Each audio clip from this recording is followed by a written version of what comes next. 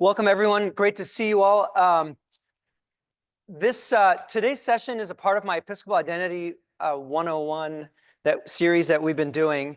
And when Nan told me that her 40th anniversary of ordination was coming up, it felt like a really natural thing to bring this conversation into our sessions, because we're going to learn so much today, and I'm so excited about this. I'm going to go ahead and introduce Nan with her biography, which I put together. I have to take some credit for this. I've studied so much about this wonderful woman here, and I'm so excited, again, to be able to introduce her. So the Reverend Canon Nan Peete is a native of Chicago. Although she was baptized in the same Episcopal church where her parents were married, her first real introduction to the Episcopal church was at the age of 10, when she began attending St. Thomas, which is the first Black Episcopal church in Chicago, with her uncle and her sister and niece. Is your sister here today? Your cousin, yeah. Where is she? Oh, hey, there, your sister. Hi, sister. Nice to see you. With the civil rights movement right around the corner, Nan would soon discover the powerful voice of the church in advocating for justice, as she, along with many others in her congregation, joined the nonviolent marches and protests led by the Reverend Dr. Martin Luther King. 30 years later, after moving to Los Angeles with her then husband and 2 children, earning a degree in economics from Occidental College, an MBA from Redlands University, and working as a management consultant at one of the Big 8 accounting firms, she eventually felt the irresistible nudge of the Holy Spirit toward the ordained ministry. Only 3 years since the General Convention of the Episcopal Church approved women's ordination to the priesthood, and 5 years since the famed Philadelphia 11, Reverend Peete set off for seminary with the approval of her bishop in Los Angeles, first attending Bloy House part-time, and ultimately earning her Master's of Divinity from General Theological Seminary in New York. On February 2nd, 1985, Peete would become the first Black woman to be ordained in the Diocese of Los Angeles. After a short stint as curate at St. Mark's Episcopal Church in Upland, California, Nan moved to Indianapolis to become the rector of All Saints Episcopal Church, where in addition to her ministry to the parish, she focused much of her work on addressing issues related to homelessness and eventually helped launch the Dayspring Center, which still actively serves the needs of the homeless in Indianapolis today.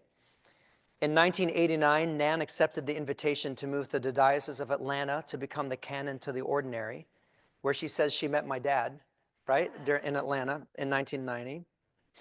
After 5 years serving in this very important role, Nan moved to New York to join the staff of Trinity Wall Street. Has anyone been to Trinity? Wonderful. She served there as associate for pastoral and outreach ministry, then on to the Diocese of Southern Ohio as canon for ministry from 1999 to 2003, and finally moving to D.C. to serve in our very own diocese, Diocese of Washington, as canon for deployment and ordination. Nan retired in 2005. I was wondering, is this more a celebration of your 20th anniversary of retirement or your 40th anniversary of ordination? I don't know which one I would be preferring. So among the many prophetic moments of her life and ministry, the one for which she is most celebrated took place on July 22nd, 1988. At the invitation of the Archbishop of Canterbury, Reverend Peete was the first ordained woman to ever address Lambeth Conference, where she stood before more than 500 male bishops of the Anglican Communion and spoke courageously in support of the ordination and consecration of women clergy. Her speech, which received a standing ovation, is said to have influenced many bishops in the Anglican Communion to move closer toward the ordination of women in their provinces.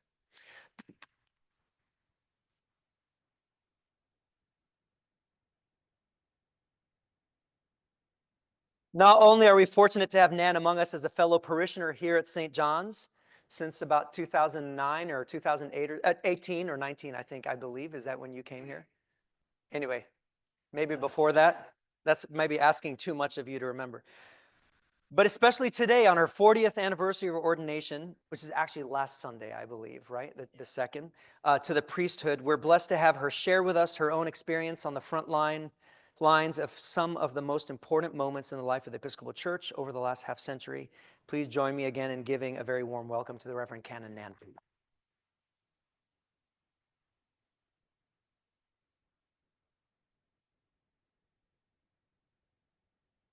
Nan, is your microphone on? Just making sure. There you go. So, Nan, I want to just start at the very beginning. Even though you were baptized in the Episcopal Church, you didn't actually start attending until the age of 10 because of a letter that you got in the mail. Yes. Right. So, what's the story there? The first piece of mail I ever remember being addressed to me was from St. Thomas, and it was from the rector inviting me to come to Sunday school. It was time for me to come to Sunday school. And I told my mother that I wanted to go to my church. How did they know? How did they know to send you a note? Well, my parents, at that time, when you got married in the Episcopal Church, you had to agree to have your child baptized. And I was the first one, so I was then baptized. And so I was on the record as being a member there. My dad's family, which is interesting, in the late 1890s, they gave land for an Episcopal church in Fort Smith, Arkansas, for Black people. And they said the reason why, because the Episcopalians in that town treated them so well. And that church is still standing. Mm. And the rector who baptized my dad became the second suffragan, Black suffragan bishop, Bishop Denby. Oh, wow. Baptized my dad, so that's how. So, St. Thomas was the first all-Black Episcopal church in Chicago. Mm-hmm. How long did you attend that church, and what do you remember most about it from those early years when you first started going? Because it was the Anglo-Catholic church, it was communion every Sunday, and I had to go to confession on Saturday. So like 11 years old, I was going to confession, saying how I'd mistreated my sister. And I still say those prayers that they told me to say to go after. And because it was communion every Sunday, you only took it at the 8 o'clock service. The 11 o'clock service was a priest mass, except for the first Sunday of the month. And I liked the Eucharist, I think. I didn't totally understand it, but I felt a part of a bigger community. And this is actually a really important point for what we've been studying, is the Episcopal Church, for the majority of its life, people only had communion once a month. But in an it sounds like in an Anglo-Catholic Episcopal Church, it was once a week, except only at the 8 a.m. service. So do you still have, I know the answer to this, but do you still have connections at St. Thomas Episcopal Church today? Well, our cousin, my sister and my cousin, who is between me and my sister in age, is still a member of that church. She's never left. Wow. And from 1949. And you visit Chicago, right? Yes. On a regular basis. Do you ever go and attend that church, or do you attend a different church when you go now? Well, a couple of years ago, I was the preacher. They had a women's stand. They invited me to come and To preach. go to St. Thomas. But I haven't been there in about 4 or 5 years. That's amazing. Mm-hmm. All right. So I have these questions in sections. This section is called Questions about the Episcopal Church and the Civil Rights Movement. So I want to talk a little bit about the racial tensions in Chicago prior to the Civil Rights Movement. But what was it like from that aspect for you? And where was the Episcopal Church on that issue before the Civil Rights Movement started? Well, our church was very active in issues around not so much racism in Chicago, because it was a subvert thing, but we had an assistant priest who started an outreach ministry for for released prisoners, St. Leonard's House, where they would take in people released from prison, give them jobs and opportunities. And so we were very much involved in outreach ministries in the community. And I remember when Martin Luther King came to Chicago, and I went downtown and marched with him out downtown. He was going out to the suburbs, but I didn't go out there. But you didn't go. I'm a big baseball fan, and we lived on the south side, so I did not go to Wrigley Field. I would go to Comiskey Park, but I could not cross Shield Avenue because you didn't go over that part, and I'm like 11 and 12 years old walking to a baseball game, that a lot of day games then. And it was really tough, but you survived and you don't know. And I didn't realize how segregated Chicago was until I left, Mm. because you didn't go to the north side. The first time I went to a Cubs game was when Ernie Banks and Gene Baker came up, and I made my sister. We took the subway to Wrigley Field, and that was the first time I had been to the north side of town. Wow. Wow. So you were 26 years old when the civil rights movement started. Tell us about that time for you. Well, I'll tell another story. Mother, we flew to New Orleans one year to go to Mardi Gras, and we were maybe 11, and at that time, the Green Book, we stayed with this lady who rented rooms out for us. And we were going to one of they had parades every day.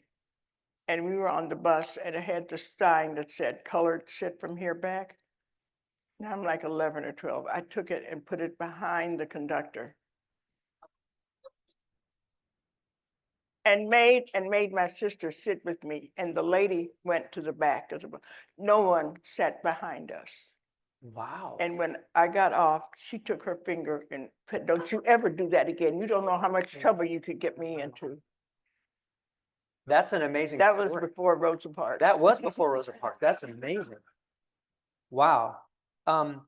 So you said a little bit about how St. Thomas responded to the civil rights movement, but how was that the same or different in your memory? Because again, by the time the civil rights movement started, you were in your 20s. So what do you remember about other Episcopal churches in Chicago? How did they respond or not respond? They didn't. They didn't respond. Well, you didn't know, you didn't have cell phones and you didn't have the television, so you didn't know what was going on in other places. Now, when I moved to LA, it was a little different. I went to, how do you find an Episcopal church when you move to a new town? Well, and my family who was out there went to a church where there was morning prayer, and I didn't like morning prayer. So I remembered Nat King Cole was an Episcopalian, and St. James Wilshire Boulevard did not want him to sing in the choir. So I said, I need to go visit that church. And I went and took my daughter with me that Sunday, and the sign, the Episcopal Church welcomes you, but when you go inside, no one speaks to you. I'm living proof. So the next day after that, this is in 1970, there was an article in the LA Times about this Episcopal church that closed its front doors in a protest to the war in Vietnam. I said, that's my church. I went there the next Sunday and never left until I was ordained. And it just filled up the church, and it was very active. It had a food pantry, it had a food closet, it had a well-child center that the state paid us to give school exams primarily to Spanish-speaking kids for they could go to school, and we had a hospital where they could go get x-rays and things. It had a lot of, besides a draft counseling center. And that's been part of my life. How was the Diocese of Los Angeles in regards to race and equity issues? How was it different from what you experienced in Chicago? Was there any difference? It was more diverse and more open. I don't know, because I just went to St. John's, and But St. John's had whites and blacks in. yes, very integrated. But St. Thomas did not back in Chicago. No, It was all black. And St. John's was primarily a white congregation, but it was very integrated. So was that the first time that you were really attending a primarily white congregation? Yeah. I want to pause here. The next set of questions are about the Episcopal Church and women's ordination. So I want to pause here on the race and issues and ask for questions from you, Fernand. And then we have a microphone coming to you. So I already got a question up here. And I'm gonna manage the time of this, but we're gonna give this about 10 minutes. So, Kathy. Nan, as a former member of the former reparations committee for the diocese, I'm just wondering if you ran into any opposition when you went to school to become a priest, deacon. Oh Yes, yeah, sorry. The question wasn't loud enough. And Oh, we're I'm only sorry. asking about I'm focusing this one on the race and equity issue, not the gender issue, right? So, Well, that's what I'm asking you Uh-huh. about the race issue. so the question is, when you attended seminary later on, which is the story we're gonna get to, did you experience any a prejudice because of the color of your skin after I was ordained, yes. after you were ordained? And even, you know, when I was going through the process, when you meet with the standing committees, you know, they had all kind of questions about me and my qualifications and Do you think those questions were different than they were for white applicants? probably. In what I mean, way? the bishop, one of the bishops said he didn't think anyone would hire me. And he ordained me and I had people on the clergy in LA, not all clergy supported the ordination of women, who, you know, wondered why I wanted to do this and who would hire me and, you know, what would happen. Thank you, Kathy. We got a question back there, and then we'll get to, okay. Lisa, you're watching the hands up, right? Yep. Okay. Hi, this is my question. As such a trailblazer, Sari a couple weeks ago talked about the call of God and the voice of God. And I guess what I'm wondering is, what was your spark or inspiration, or what led you in the face of sort of this climate to I- really pursue that path? I was sitting in church. I had gone back to get a master's because I wanted to work for this CPA firm and I got the job I wanted. You know, this is what I had, my vision for me to be. And less than a year later, I was sitting in church and the assistant at our parish, Chaz Belknap, was preaching. And this voice said, "You should be up there preaching." And I did that, no. And he said, "Yeah, you should do that." I said, "No, I work for the ordination of women and I was supportive, but not me. I have this job." And that evening, I went out to dinner with my husband and I said, "What would you think if I told you I wanted to become an Episcopal priest?" Now, he was not a church person. And he said, "Well, can you start in September?" I said, "What?" He said, "This is the first time I've asked you what you wanted to do that you've told me that I could believe it in your eyes, not from a church person." And so I then called the rector, who was a personal friend, and said, "I'd like to talk to you." And he made an appointment, sat down, and for an hour asked me about, you know, and he knew my life, asked me about everything about why I wanted to do this. And I don't ever remember what I said.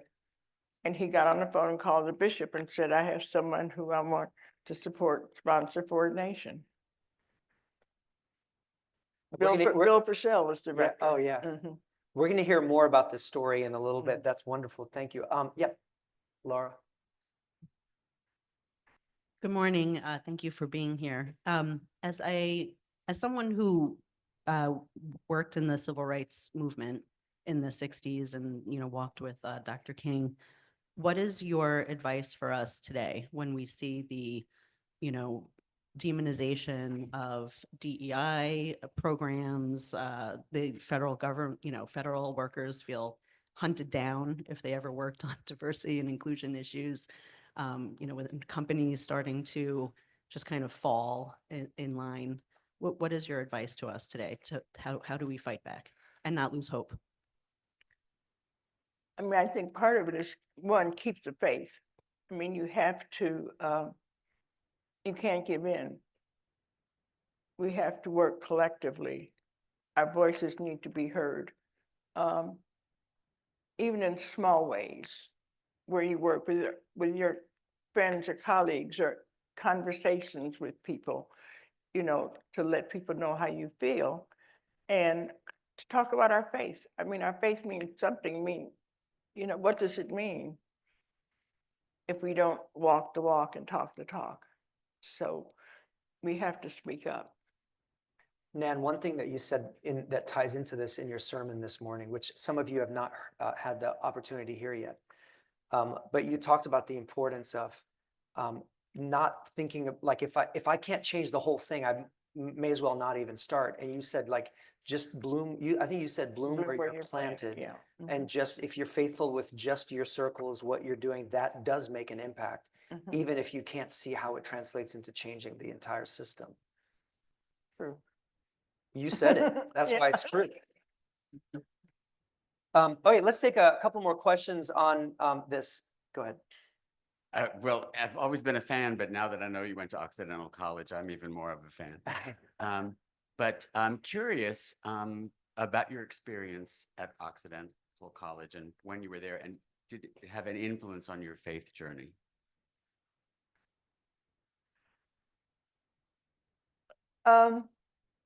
What it did do, and it did, it helped shape me to where I wanted to go in terms of before ordination. But I remember they had programs. Someone did, and I don't remember who. God, I'm sorry. But they had a program where an entertainer came on and told the story of, I don't know, it wasn't Absalom Jones, but it was someone that they were intentional in being more diverse than they were. But I really liked Oxy. All right, well, let's, Okay. do we have any questions from the, okay, great. So I want to move on to the Episcopal Church and women's ordination. This was another really big issue at the time that was challenging and stretching the Episcopal Church. And this debate over the ordination of women, before we get to the Philadelphia 11, so I'm going to hold off on that, right? But what do you remember about that debate in the Episcopal world before the ordination, the first women were ordained? Well, I was in LA and our church was, needless to say, very liberal, and it was very supportive of the possibility of women being ordained. And that was just something people were asking about. It was like a contentious issue, or It wasn't a contentious issue, but not in our parish. It not wasn't in your very parish. contentious. Yeah. And I didn't go to convention, so I don't know what was going on in convention, but our clergy were very supportive of encouraging women to go, who wanted to go to seminary. And Katrina Swenson, some of the Philadelphia 11, before the Philadelphia 11 had come out to LA to speak about the ordination of women and the possibility. And I mean, like, were people asking each other, what do you believe about the ordination of women, just to figure out where you are on the spectrum? No. So it wasn't like that. You don't remember it being that controversial? No, not in the parish. Not in the parish, it wasn't. So in 1974, this is some background for you all. 2 years before the Episcopal Church formally authorized the ordination of women, 3 retired bishops agreed to come together and ordain 11 qualified women to the priesthood. I love this. They're retired. They're like, we're going to do this. And those 11 women became known as the Philadelphia 11. There's a film about this, which I have not seen. How many of you have seen the Philadelphia 11 film? So maybe it's something we can actually watch together as a parish. I have it. You have seen it? You Yeah. have it? Yeah. I was on the committee that planned it. That you were on the committee that planned the film? That planned the movie, or helped. planned, No, that helped the Philadelphia 11 or the movie? the movie. The movie. Okay, gotcha. So you were a part of that planning process. And I have the film at home. That's amazing. So what do you remember? Go back 50 years. What do you remember about that time and the buzz around the Philadelphia 11 and all of that? I remember turning on the news that evening, and it was on the local news in LA that these women in Philadelphia had been ordained a priest. And the next day at church, that was all the buzz, and we were all very excited about it. And even though it was difficult, some of them came out to our parish in LA to talk about their experience. So they were going around Yeah, at the invitation, obviously, of different parishes of and our parish. dioceses. Wow.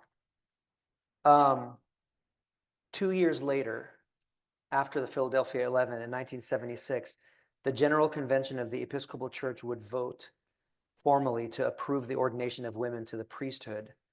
Where were you during that time? And I'm curious, do you have any memories of that moment when you first heard the news that this has become a thing in the Episcopal Church? Yeah, I was in LA, and it came on the news that the church had approved the ordination. Oh, that's of what you were women. talking about, not the Philadelphia. What No, happened both? Well, both times, both the Philadelphia 11 and after convention, Yeah. General Convention approved it. And one of my favorite stories in January of 77, the first woman ordained after that was in Indianapolis at the church I later became rector. But later in January of 77, Victoria Hatch was the first woman ordained in Los Angeles. And I went to her ordination at the cathedral. And at the reception, her dad said, I bet I'm the only man who has two daughters who are Episcopal priests, because his other daughter was one of the Philadelphia 11. Wow, Mhm. that's Yeah. amazing. So then a few years later, you yourself started to feel this nudge of the Holy Spirit. That's the story that you just shared with us. What was it like being a Black woman in the ordination process in the Episcopal Church?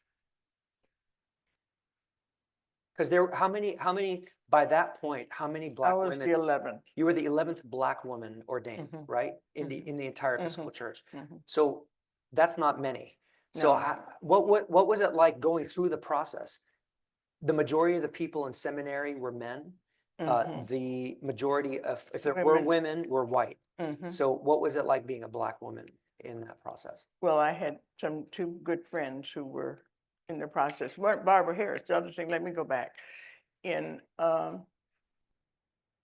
78, Barbara had come to, the Witness magazine was getting started, and she was on the board. And Let me pause. Barbara Harris was the first female Episcopal bishop ever consecrated in America, and she was African American, which is really significant that the first Episcopal female bishop wasn't a white woman; it was a Black woman. and she preached my ordination. Yep. So finish the story about Barbara Harris. So she came out to LA and she preached at our church. And I said, Barbara, I didn't know you were a deacon. And I didn't know you were an ordinary. She said, let me tell you, yes, it was a long process because she went to England to school and she was working. And so I said, I want to do that. And she said, well, I will support you any way I can. And then she was a priest. And Wow. but it was interesting. And in seminary, I had a good friend, a colleague who was at seminary with me. And, you know, we sort of all hung together because there weren't many of us. And were professors in seminary, did you feel any difference in the way they were approaching you versus other women versus the men? No, I didn't pay much attention. You didn't pay much attention to it. I bet it was happening. I bet you just weren't I looking. mean, you know, part of it is just the norm. That was the norm, you know, so it wasn't,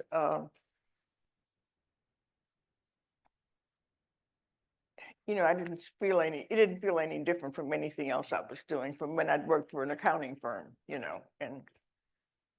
All right, that's a sad statement, by the way. It was just like the accounting firm. Okay, let me ask you a question. So before we get to Lambeth, which I'm excited to talk about, This week, as we said, is the 40th anniversary of your ordination to the priesthood. Take us back 40 years to that day. The ordination day. Your ordination, yeah. Tell us about that. It was exciting because Barbara Harris had agreed to be the preacher.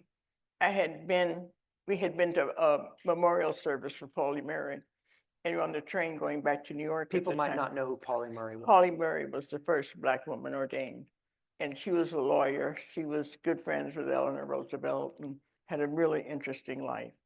And I asked Barbara, I said, would you preach at my ordination?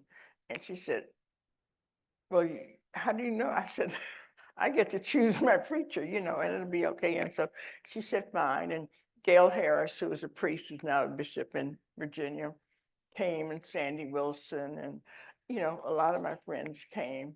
And it was a wonderful time. And which bishop ordained you? Bob Rusak, Bob Rusak. who then said he didn't think anyone would hire me. And I want to say, Nan and I were both ordained in the same church in Los Angeles, just many years apart. So, St. James. yeah. No, you ordained St. James, not St. Oh. John's Cathedral, Pro Cathedral? No, Oh, never mind. Okay, that was I made that up. that was my sponsoring. That was your parish, sponsoring parish. but it That's what wasn't the was. cathedral. I at the gotcha. time. That's right. Okay. Anyway, I enjoyed that moment in time where I thought that was true. All right. Okay, Lambeth Conference. I want to get to this. So I am so curious, Nan, and I still don't have an answer to this. So I hope you have one. The Archbishop of Canterbury Mhm, invited you personally mhm. in 1988 to come and speak to Lambeth. Why you? Now, it's not like, I mean, there's so many women clergy. What was the connection? What, I don't know, but what, I got a call from several clergy women who, Ed Browning was the presiding bishop, Right. and he was putting together a list of ordained women to serve as consultants at the Lambeth Conference, and I was one of them. And they said, but you've been ordained the least amount of time, so don't expect anything, you know, just to be, you know. I said, fine. So the first letter I got from him was inviting me to be a consultant to the Lambeth Conference. You know, I would go and then consult and whatever. They had different sessions, and then about a month later, I got a letter asking if I would be willing to address the Lambeth Conference and speak for about 10 minutes on my experience as an ordination. And it sent the church in a whirlwind because, one, why me? They wondered why I was selected and, you know, what I was going to say. And I got a lot of advice from people what to say and what not to say. And Robert Runcie came to New York sometime, and Ed Browning invited me to come up to New York to meet him. And I did. And the thing that's interesting is, what do you say? And my sister went to Lambeth, and I had to write a speech, and I'm not good at writing way in advance. So it wasn't until I got over there that I wrote it. And You wrote it when you were at Lambeth? at Lambeth. You're a procrastinator like me, Nan. Oh my gosh, that's amazing. And the editor of the Episcopal News in LA, the diocesan newspaper in LA, was there. And so I wrote it and gave it to her, and then we had it printed and typed out. And Yeah. Mhm. Wow. I want to read And- read a quote. This was a quote by you. When we talk about the Spirit, we should acknowledge that the Spirit works outside the circles and councils of the churches, sometimes more so than it works within. I've heard comments that it's the women's movement that has caused this business of the ordination of women, and all the secular stuff is problematic. God works in the world in mysterious ways, and to say that the Spirit is not part of these movements for justice would be to deny a lot of what Jesus did in his ministry. He worked very much outside the structures of the church with the marginalized of his time. So this was in an interview that happened actually before you went. And I was interested in this. I also read that someone was reflecting on Lambeth afterwards. Many people wrote about this. And I want to come back to your speech in a second. But this is the context, this is the setting. A women's ordination permeated the mindset of the 1988 Lambeth Conference to an extraordinary degree.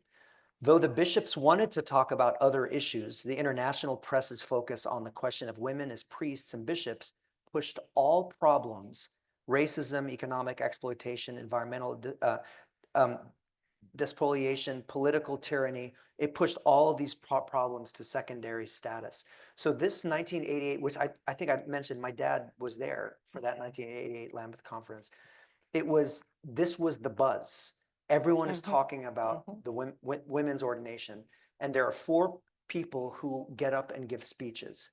Now, I understand that you were given 10 minutes, but these other male bishops were given 15 minutes each. So what did you do about that? I was told, take whatever time you need. Yeah, I think I read that you reached out and you said, this isn't fair. And and the Archbishop said, okay, you can have 15, which I'm really excited about that you did that personally. That's like a part of justice, right? So, so you write the speech, your sister meets you in the room beforehand and you run the speech by her and and you gave it your nod of approval. And you know, she said that that was the moment where she felt like it was good to go. But I do want to ask you a question. So you wrote this and you delivered it on July 22nd. That day is significant. July The 22nd. Feast of Mary Magdalene. And how did the Feast of Mary Magdalene, how did that affect? That was part of, I mentioned that in my address, and I don't remember it and I can't find it. But the people, Graham Leonard, who was a priest in London, was adamantly opposed to the ordination of women. The Archbishop of Canada was there, who was supportive. Peete, the Bishop of Jerusalem, was there. Yep. And the Bishop of Australia. And they were middle of the road. Graham Leonard was the only one who was opposed. And afterward, in the press conference, they asked him, well, do you think Nan Peete is a priest? And he wouldn't answer. He wouldn't say yes or no. Nan, when you stood up before those bishops, many of these bishops, there were over 500 bishops there. Many of them had never even seen a female clergy before in their life.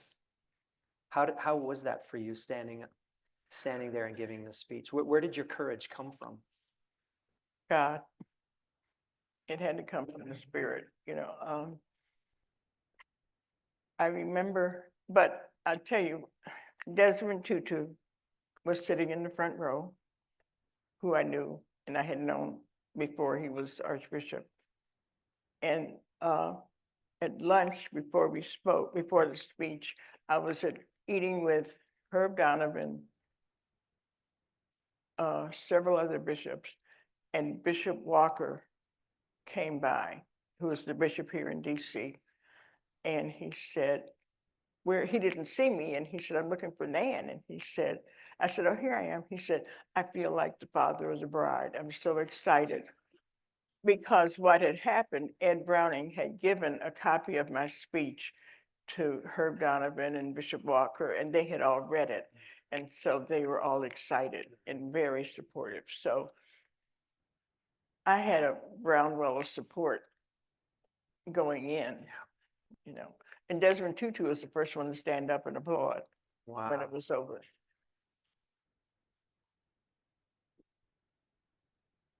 I have another personal Desmond Tutu story I'll tell. You want to tell it? Okay. My mother was 90 years old, and when Nelson Mandela became president, she said to me, she said, now I can go to South Africa. And I said, okay, I'm going to be speaking there and you want to go. And so she went to her doctor because she had a heart problem, and the cardiologist said, well, you can have a glass of scotch on the plane for me. So after the conference, Desmond Tutu and his wife invited me and my mother to stay with them for a couple of days. And the first night we had dinner at their house, and mother said, I'm taking you out to dinner tomorrow night. And he said, oh no, I'm taking you out to dinner. And she said, no, I'm taking you out to dinner and I'm paying for it. So see, my mother had that spirit too, That's and amazing. she did. Wow. Nan, how did Lambeth 1988 affect the future of women's ordination in the Anglican Communion? I know it's a big question, but what do you think, impact do you think it had? It's changed the world. I mean, there is now the possibility of the next Archbishop of Canterbury being a woman and being a woman of color in England. You know, so the number of women bishops around the world has changed because of that. Yeah. I have two more questions for Nan, but I'm going to wait on asking those until the end. Let's take some more questions from you all to Nan. That'll help you understand. Yeah, we got one up here from Nan's sister. What's your name again? Edna. Edna, we're so blessed to have you here with us. Thank you. Can you hear? Yeah. Well, I usually have a deep voice. Yeah. I had 3 children, so, you know, I could call teenagers. I just want you to at least understand this speech was the most moving speech I have ever heard in my life. Now, it is true, this is my sister, but when she described All Saints, which the church in Indianapolis, where the Christmas service, they had a homeless shelter, but basically the homeless people slept in the pews. And you know, our Christmas services are so late at night. So near the end of the service, as they're wrapping up the service in front of the creche, I always get emotional about this, all these years, 50 years later, the homeless people are quietly going to what used to be the confessional. Remember, our old traditional churches had a box where it used to say confession. Well, that's where they kept the sleeping, the pillows, etc., that the homeless people put in the pews. So they're going to get this equipment out of the pews. Now, you do understand, Lambeth, these people are from all over the world, shocked that this rich country has enough homeless people to actually be getting beds down in the pews. But in any event, and she said just that moment when you realized, here you have the creche that they've just prayed in front of, and then you see the people coming. So there was that visual. And then she ends that 15 minutes, which I mean was the 15 best minutes of my life, even though I have had 3 children. And she says, I am priest forever. Wow. Thank you, Edna. Others.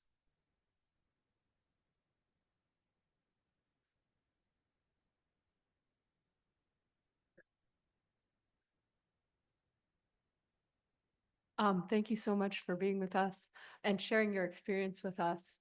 I'm wondering what you do or how you restore yourself when you start to feel discouraged. I didn't hear you. How do you restore yourself when you start to feel discouraged?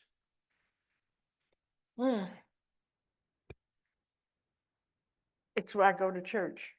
I mean, I get being part of a worshiping community restores my soul and restores my faith. Yeah, I say prayers at home and all that, but it's being in the presence of the community and others and receiving communion restores my faith and gives me hope. And being around people like Sari. Let me, so this is a part of my Episcopal Identity series, right? And I've tried as much as I can today to help hear your story, but also how it reflects on the Episcopal Church, because we're an imperfect organism. We're still growing and changing. Obviously, it took us a long time as the Episcopal Church to see the light that women and men are totally equal in ministry and in God's eyes. There are other issues that we still are behind on, that we're still moving toward, and eventually someday we will see the light. But I want to ask you, what do you, looking back on the last, 86 years, 87 years of your life, what do you love most about the Episcopal Church specifically? The people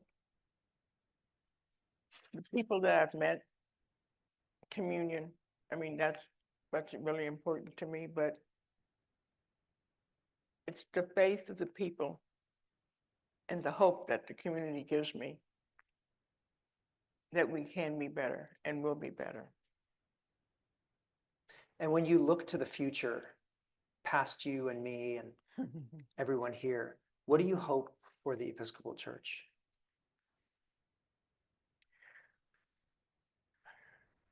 I hope it doesn't die.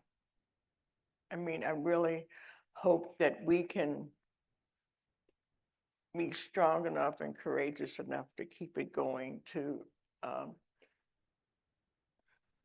bring the next generation along and aboard, and that they can become part of it. Because I think we're the best.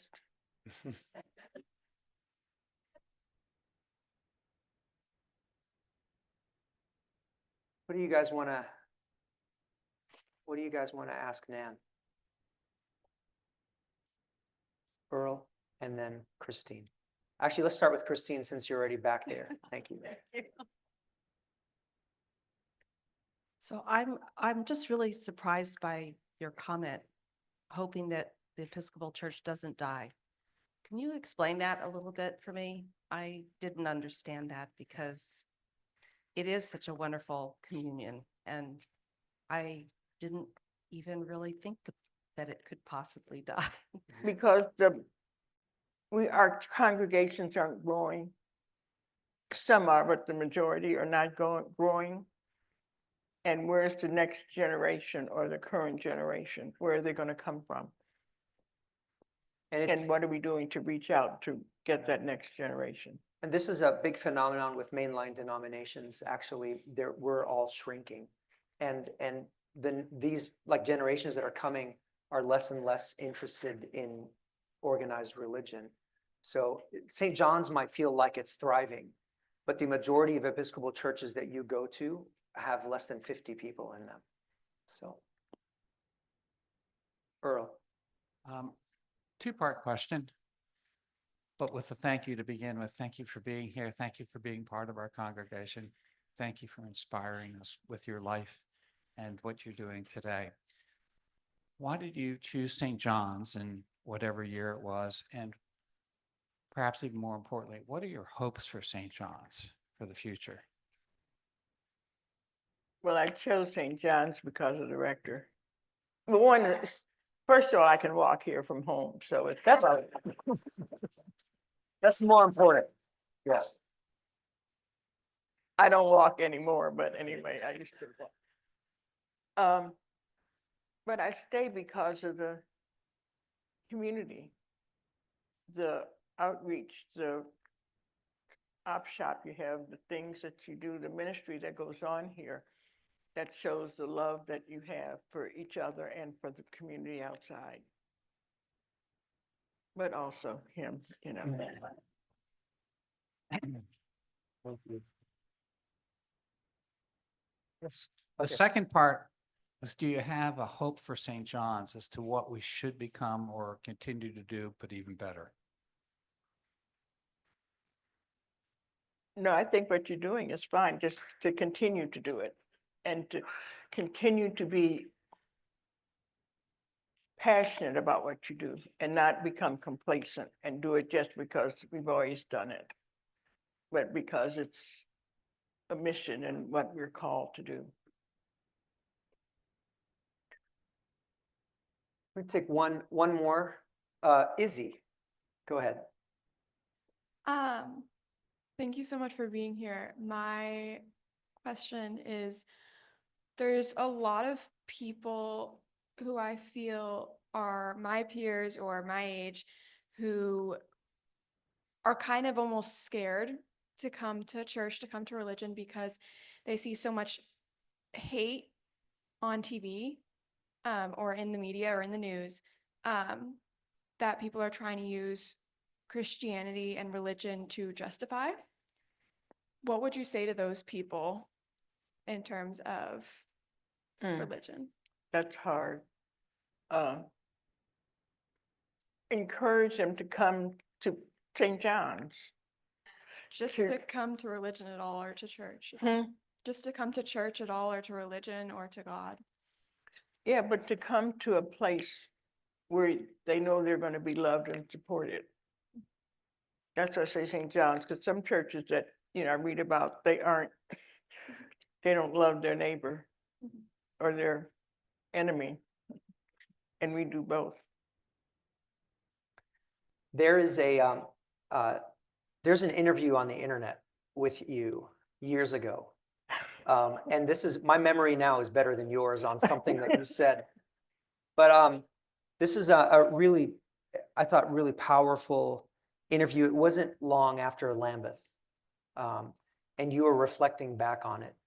And one of the things that you said in there, and I shared this, so Nan is preaching at 9 and 11:15 today. It felt like a cruel thing to ask her to preach at all 4 services.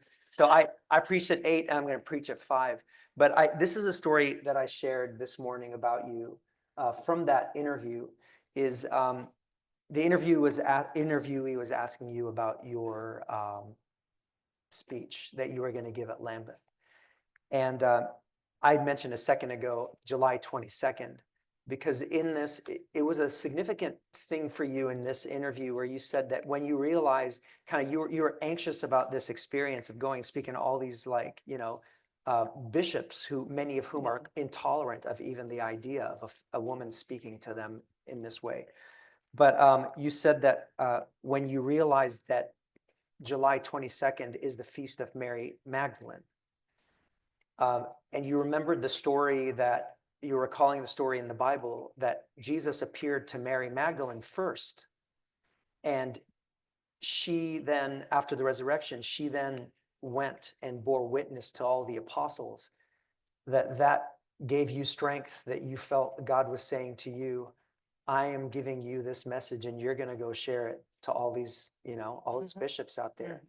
And I do want to say that I feel like reading your story that this has always been your ministry is speaking truth, even when it's unpopular to hear. You've always been a justice advocate, and even here today, you are speaking the voice of the Spirit to us. So I just did want to say thank you, Nan, for always bearing witness and for being our Mary Magdalene and the Mary Magdalene that this world has needed. So thank you, everyone. Let's join together.